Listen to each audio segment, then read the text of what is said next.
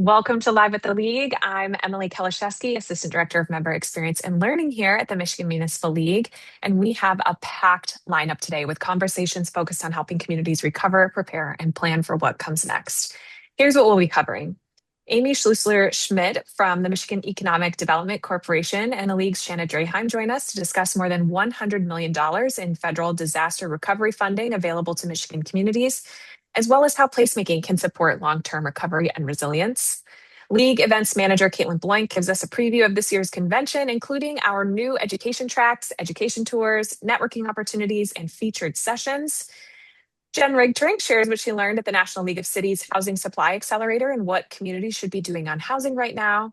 And Harrisana Richards joins us with a recap of the primary election, the latest on the state budget, and highlights from the Michigan Association of Mayors Conference.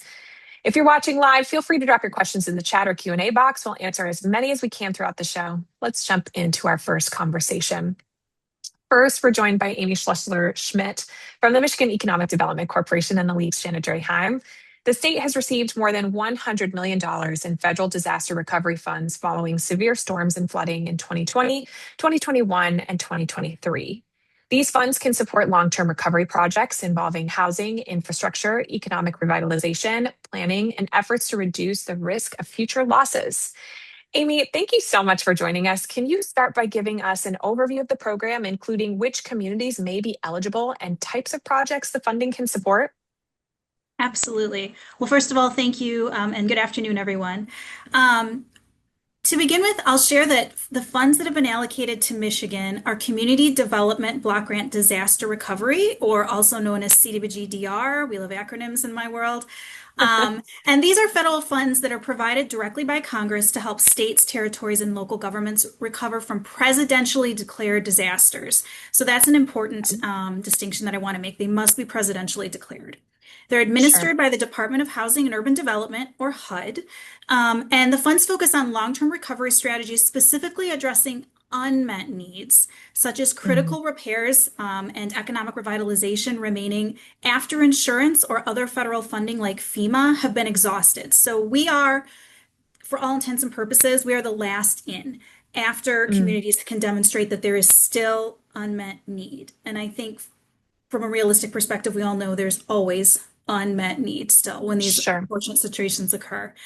So we've been able to assist in two prior disasters, just to give everybody a little bit of context. You may recall when the dam that broke at the border of Gladwin and Midland counties in 2020, we are actually still assisting communities there, as well as when torrential rainstorms hit in the southern Michigan in 2021. The MEDC administered public infrastructure and public facilities programs, as well as planning programs in those regions as a direct response. Today, though, I'm really here to discuss with you the Michigan communities located in counties that were impacted by the 2023 windstorms that struck the state in August of 2023. Many of you may remember that there was a terrible tornado that also struck during that time period. So units of local government located in Oakland County, Macomb County, Monroe County, Ingham County, and Eaton counties. I can share that, or we can distribute that out. But those are communities that can take advantage of our planning program that were impacted by those disasters. I'd like to point out that communities within those counties do not need to demonstrate that they were directly impacted by the storm. A lot of people have this misnomer of, oh, we have to prove that we were directly impacted. For planning purposes, that is not actually the case. You can actually receive funds for planning activities that address a proactive risk reduction. Excellent. And can you tell us a little bit more about what the CDBG-DR assistance looks like? Absolutely. So we're really working together to design defenses against natural future disasters. Here are some things that we can fund, because I'm sure a lot of you are listening and trying to figure out, how you might apply for these types of funding.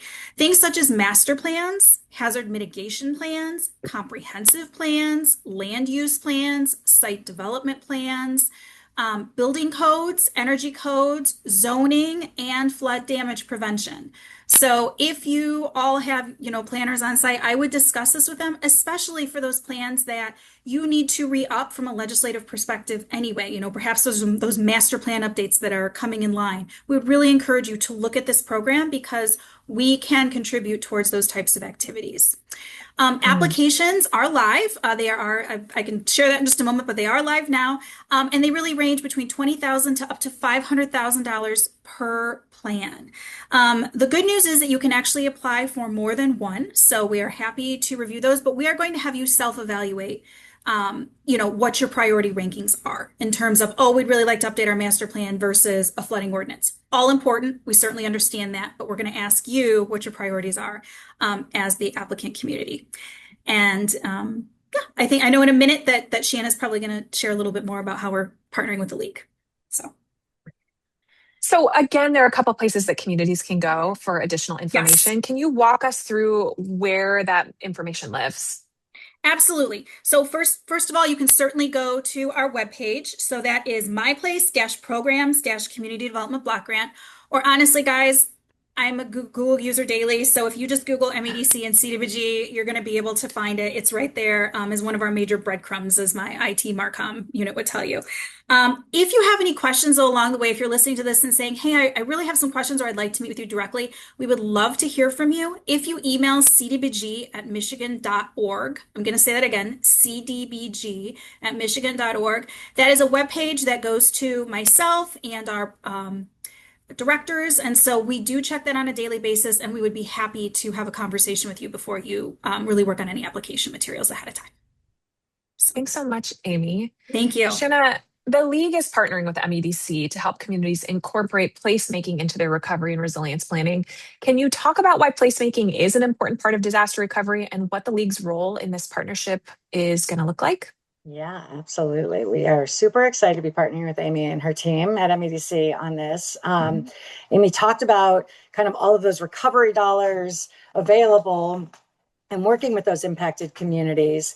And what we're going to be doing as part of this partnership is actually doing some training and some outreach to those communities in those areas to help them ideate and kind of work through examples of how they can incorporate placemaking strategies into some of those recovery and kind of future resilience plans. And we know, you asked why placemaking is important. I mean, we know communities that are recovering from disasters, particularly right when you're right in it and you're trying to hit all those immediate needs and rebuild. And sometimes you're just like, we got to get this back right away. Tape and glue. Yep. Tape and glue is sometimes how that works. And there's all the networks out there for sort of some of those immediate, needs. But integrating placemaking strategies. So think about like investments that are strengthening social connections, that are improving access to services or building and strengthening community identity and community connectivity, whether that's actual connectivity or, social connectivity. And building those into disaster recovery and resilience planning, it really enables communities to address both those immediate needs, but also to strengthen that resilience against future ones. So what are the investments that you can be making in places that will be used, what we like to say that they can be used on blue sky days. So, they're supporting everyday social, economic, and civic life, right? Think your community centers, think like, places that people gather or, safe places that are safe and accessible for various reasons. Having things that are part of your plans and are part of your community that are that on those blue sky days, but then can serve as critical resources on gray sky days, right? When things have gone out, there's no power, when there's flooding, when there's whatever that might be, that become hubs of recovery, connectivity, whatever that looks like during those disaster days. Makes a lot of sense, Shanna. I'm curious if you have recommendations for one thing our local leaders should begin thinking about, whether they have an immediate recovery project that they're facing or one that they might consider in the future as a disaster hits. Yeah, I mean, I think a lot of what we're going to be trying to do is getting people to think through this question exactly. Like, what are those places or those systems that naturally become your go-to resources in a disaster, right? I think a lot of local folks, whether those are your residents or community leaders, probably know some of that, right? Maybe it's a library, Sure. maybe it's a community center.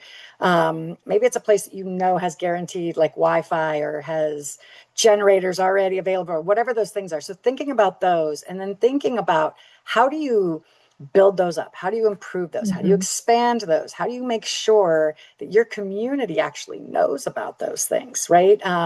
Again, those are great resources when there isn't a disaster happening, and they are great for building thriving communities. But then improving on those and building upon those, they become really critical resources. So I think the things we'll be talking about is sort of start that thinking. What are the natural hubs? What are those natural third spaces and those natural places in your community that people trust and would naturally look to? And then how do you build upon those? I don't know. Well, Amy, Shanna, thank you so much for helping communities understand this opportunity and think about recovery as an investment in long-term resilience. We've certainly got more information that we posted in the chat box. You can reach out to either Shanna or Amy. They are available to all of you as well. Thanks so much, you two. Thank you. Thank you. Yeah, glad to be here. Thanks. All right. Well, our first conversation focused on how communities can prepare and for some other long-term changes in disaster recovery. That is also one of the issues we'll explore at this year's convention. One featured session, the Michigan Oasis, Implications for Future Planning, will examine how climate and resource pressures elsewhere could influence population movement into Michigan and what that could mean for housing, land use, infrastructure, and community growth. Here to tell us more about that session and everything else planned for convention is League Events Manager Caitlin Blank. Caitlin, thanks so much for joining us, especially in such a busy time. Registration is open now. What can members expect from this year's convention? Thank you, Emily. So like Emily said, I just want to give a quick preview of what you can expect at this year's convention taking place October 7th through the 9th in Traverse City. So first, we are excited to roll out 5 new content tracks. We're hoping that this will allow attendees to build an agenda around what interests you most. So those 5 tracks will be leadership and governance, policy and advocacy, finance and infrastructure, community and economic development, and innovation and sustainability. So you'll see these noted within the agenda on the website and the speaker page. So feel free to take a look, explore those a little bit more, and start building out your schedule. And then within those tracks, we have a really great lineup of breakout sessions. So I just want to highlight a few of those as well. We have public service, mental health, and family impact, the always popular legislative update with our state and federal affairs team, the Vision Zero approach for safer local roads, and a session called A Beginner's Guide to Whiplash-Free Housing Development. So like I said, make sure you check out the full agenda. That's just 4 of our 15 breakout sessions. And make sure you read up on all of the great sessions that we have to offer on site. If you prefer firsthand learning, don't miss out on our education tours on Wednesday morning. We have 5 of those to choose from as well. You can explore downtown Traverse City's placemaking efforts, learn about Great Lakes innovation through the Blue Tech tour, visit the Grand Traverse Commons redevelopment, learn about funding for local trail systems, or see firsthand how the Frankfurt Community Land Trust is tackling housing challenges. Whichever one of those you choose, there's a great way to get ideas that you can bring back to your own community. Yeah, and we would recommend if those are of interest to you, you're going to want to register and sign up for them really quickly because those do sell out every year. We do keep wait lists for folks on site in case individuals aren't able to attend, but those are incredibly popular. Caitlin, I want to go back to the content tracks. I know you said we've got 5 content tracks with a little bit all of our sessions will be under one of those tracks. We really want to give people these themes of what each of our breakout sessions is going to cover, whether you want to make sure that you're hitting all of those leadership and governance courses that you see on the schedule, or you want to hit a little bit of each content track. So I am really excited to see how those come together and how members use them. And you said those are already noted on our agenda, correct? Correct. Excellent. So you can start building out your schedules now as you look at either registering or prepping if you're already registered to come to convention. The other thing I know folks consistently tell us is important at this event, and really all of our events, is the networking. It is the most valuable part. And I know we've worked really hard behind the scenes to build some new opportunities into this year's convention to give attendees even more chances to connect. So Caitlin, can you share some of those with us? Yeah, absolutely. So we have, the ever popular welcome reception, our networking breakfast and lunches, and the vendor reception. But one thing that we are excited to introduce this year is our coffee with the board of trustees. So you'll have a chance to meet with our board members in a relaxed and informal setting, ask questions, and make new connections that you possibly wouldn't make elsewhere within the event. We're also working on a couple new items, not ready to roll those out quite yet, but really looking to kind of beef up the networking opportunities because we recognize that connecting with your peers is just as important as the sessions that we have available. Absolutely. And of course, conventions about education. We know that's sort of the primary piece of coming together at these sessions.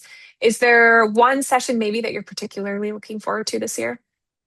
I think our closing general session with Chuck Marone from Strong Towns is going to be pretty impactful.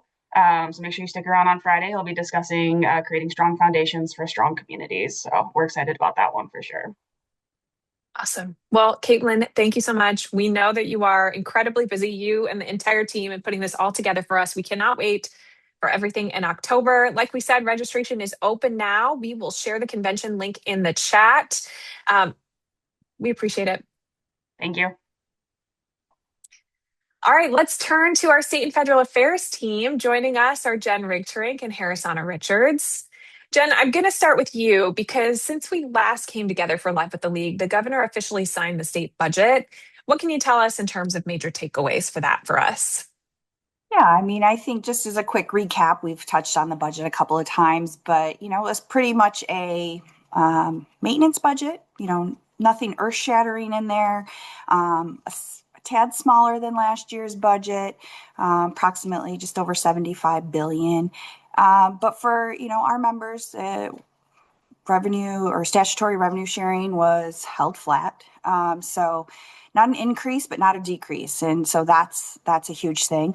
Constitutional revenue sharing is approximately like 2% down, but a lot of that has to do with the effects of last year's road or transportation proposal.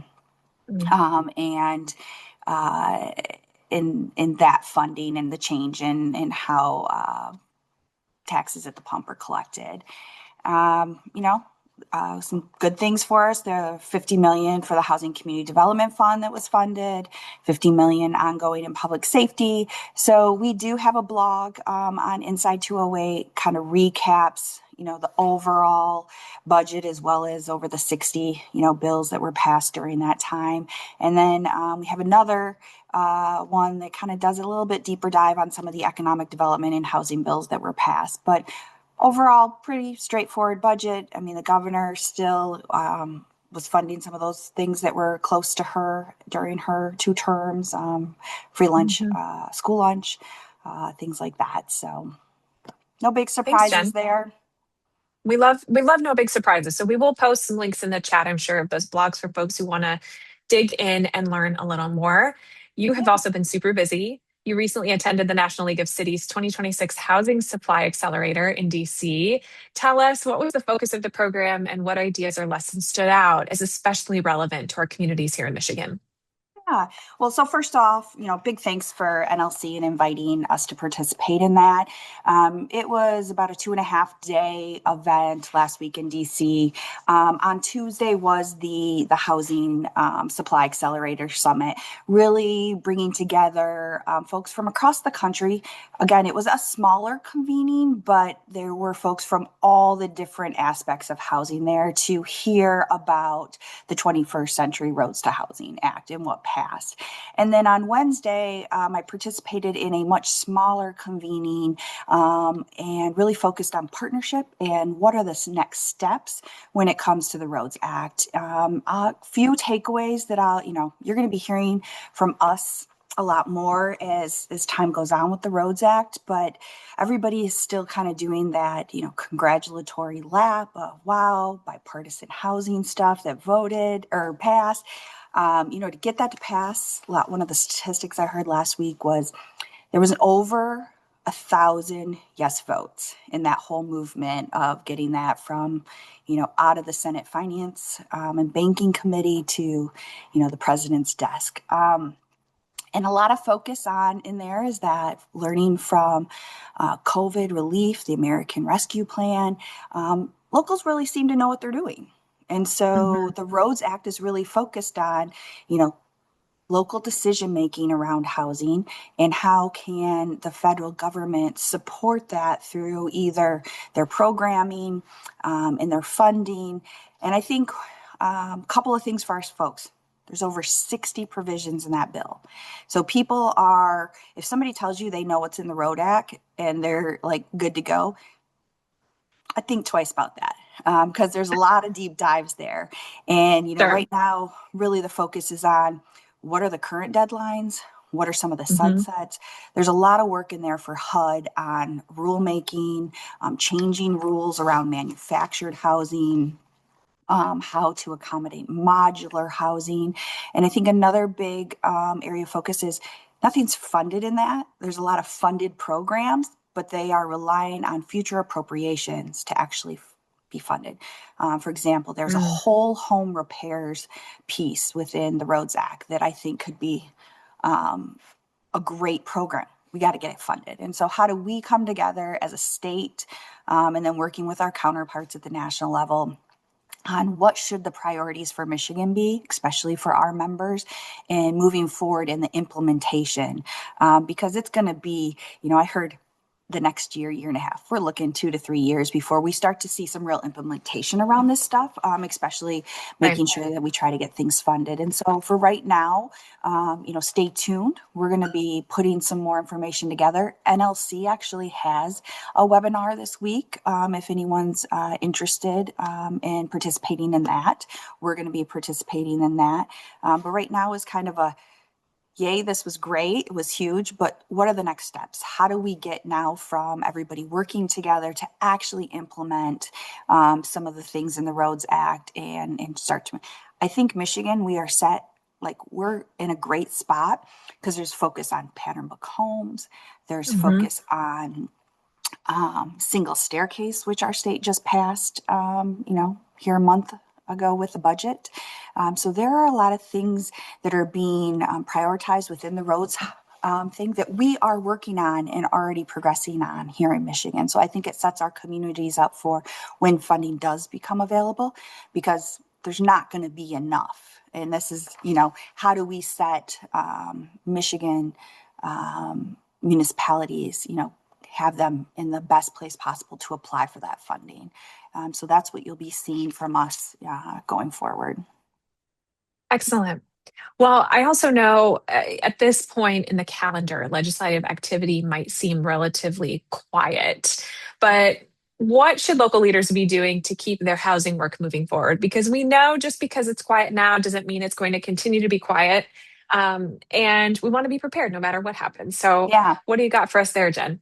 Okay, well, one thing, we've mentioned this before. If you haven't already done so, please participate in MISHDA's statewide housing plan 2.0 survey that's going on right now.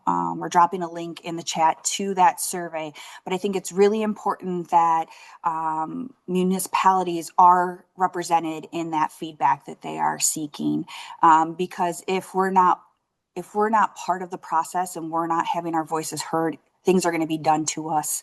And I think, all the different angles and aspects, all those different spokes on the wheel need to be represented in the feedback that they're receiving on statewide housing plan. To continue having those discussions around, your process, your permitting, removing excess steps.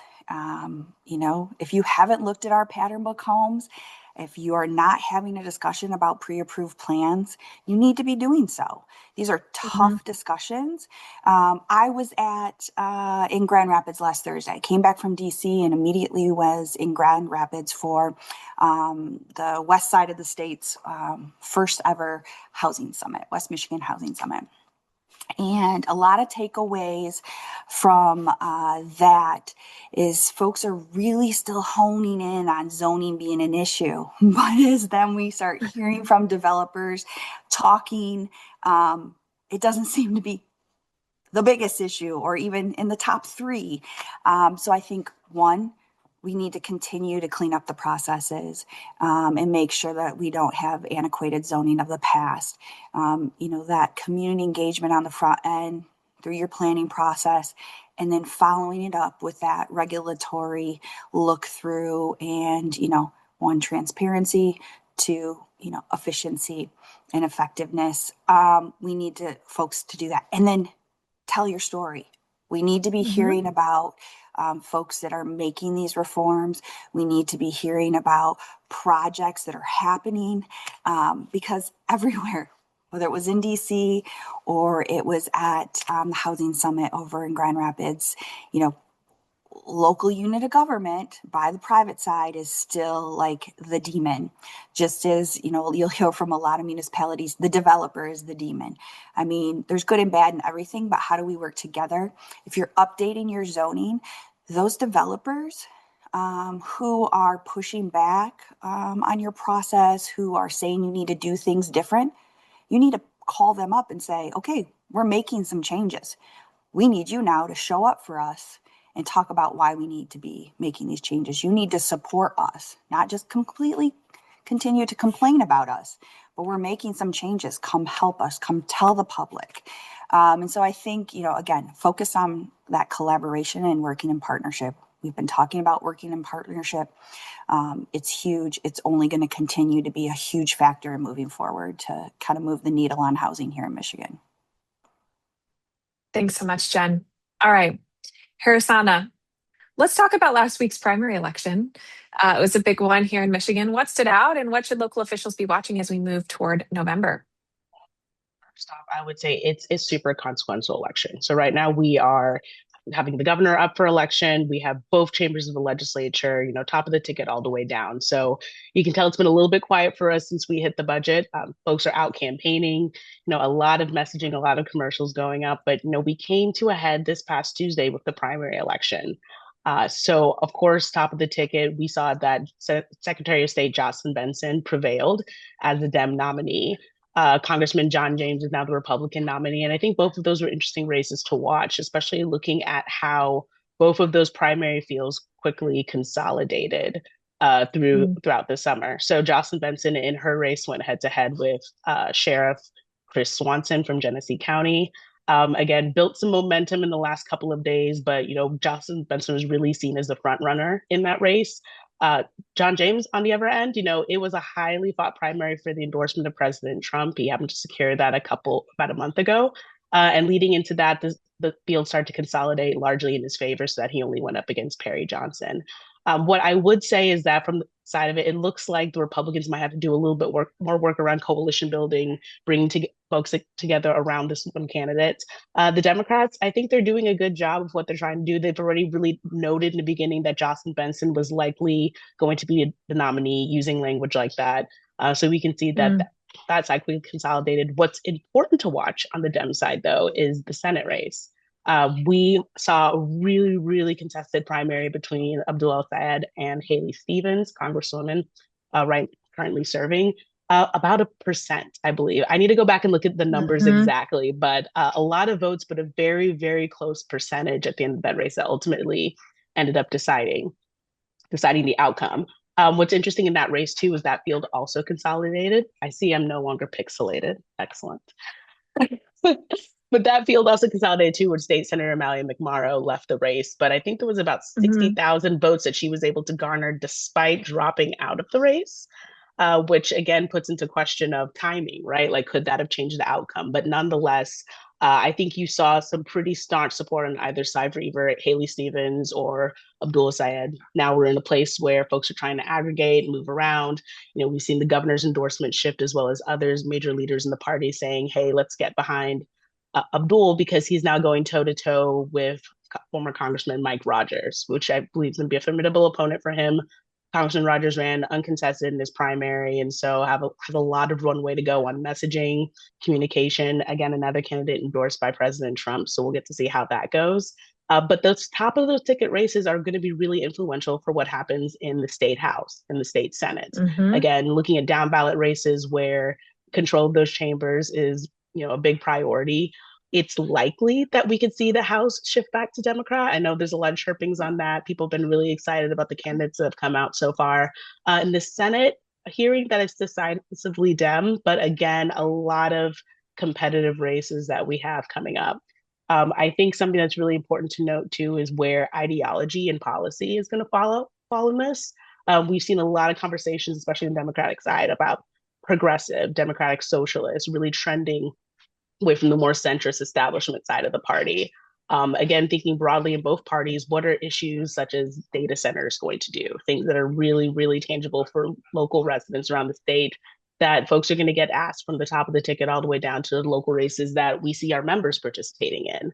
And what's that going to do as we come into a new term where anything could happen? I actually have, with the help of ChatGPT, a fun little chart of Benson governor, but House majority Dem, House majority Republican, Benson's governor, and then the other way around for John James.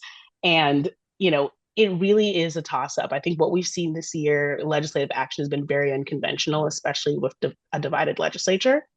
There's not a lot of momentum yet to see what we're going to do, how things are going to change or how things are going to move. Are we going to get together and will there be more collaboration? Will there be more legislation moving? I think Dave and I talked about it, ma'am, last week, that this is the least number of legislation that we've ever seen move through the Michigan House, at least in our time. So really seeing if those tones and those trends are going to transition, if different parties come into play. So we'll stay tuned. Should be a very interesting next couple of months and into 2027. Thanks, Harrisana. You also recently gave a legislative update at the Michigan Association of Mayors Conference. What were the mayors most interested in, and what themes or concerns did you hear that members across the state should know about? Yeah, we talked about a lot of the same things we're talking about today. What's in the budget? Is this, but what's different about this budget compared to last, or what's the same?